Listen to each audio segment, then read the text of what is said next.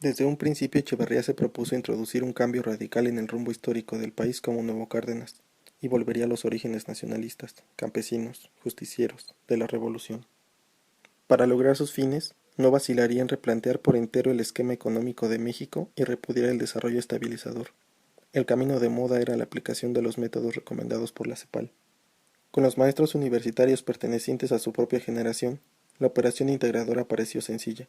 Con los jóvenes de la generación del 68, la maniobra era más difícil y, en numerosos casos, imposible.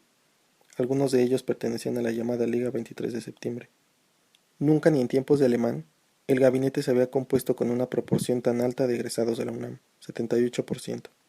El periodista Said llamaba criminal histórico a Echeverría, no solo por su complicidad en el 2 de octubre del 68, sino por su intervención en una matanza como secuela de Tlatelolco, que ocurrió el jueves de Corpus de 1971, con un grupo paramilitar conocido como los Halcones. Echeverría dijo una vez, si había dinero, había que gastarlo, y si no lo había que imprimirlo o pedirlo prestado. A lo que Hugo Margain, secretario de Hacienda, le contestó, la deuda interna y la deuda externa tienen un límite, y ya llegamos a ese límite. Esa respuesta le valió la renuncia. A mediados de 1976, el peso se desplomaría al final del sexenio de 12.50 a casi 25 pesos el dólar. La deuda externa se había triplicado y el salario real, comparado con los años de desarrollo estabilizador, había caído a la mitad. Un límite contuvo siempre a los presidentes, la pobreza relativa del país con respecto al mundo desarrollado. Con el descubrimiento de los yacimientos petroleros en la costa del sureste de México, todo cambió. En 1965, Díaz Ordaz le da la jefatura a López Portillo del Consejo Jurídico de la Secretaría de la Presidencia. En 1968 llega a la Subsecretaría de la Presidencia y en 1975 Echeverría lo destapa. Su discurso de inauguración fue uno de los mejores en la historia de México. No era un político mexicano el que lo había escrito, era un hombre de carne y hueso. Esta vez la apertura política no era mentira. A la postre, ese fue el gran aporte del sexenio de López Portillo.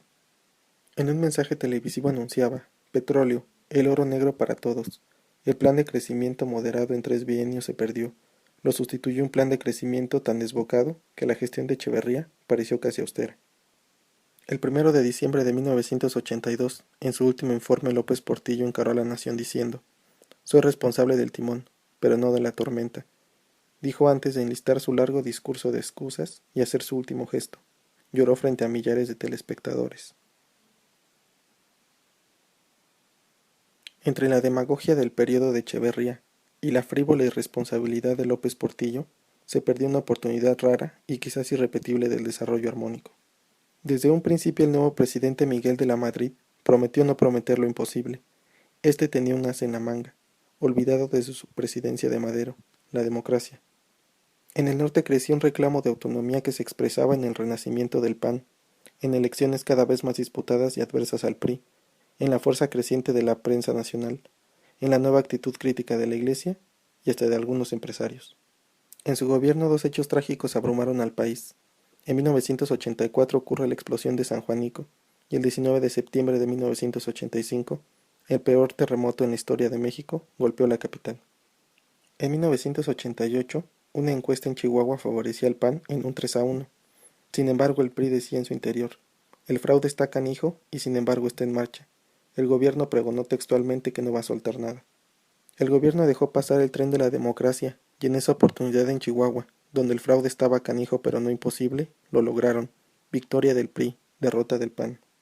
Después de esto, dentro del PRI surgía una corriente crítica que llevaba a la cabeza el hijo del general Cárdenas, llamado Cuauhtémoc, el cual, en 1988, aceptó su postulación por coaliciones de otros partidos. Asimismo, un empresario bravo de Sinaloa contendía por el PAN, y por el sistema contendía un joven y brillante economista, Carlos Salinas de Gortari. El pueblo votó en contra del PRI, y cuando en gobernación se dieron cuenta que Cárdenas iba a la cabeza, inventaron un desperfecto técnico al cual llamaron la caída del sistema, para ganar tiempo y manipular la elección y darle el triunfo a Salinas.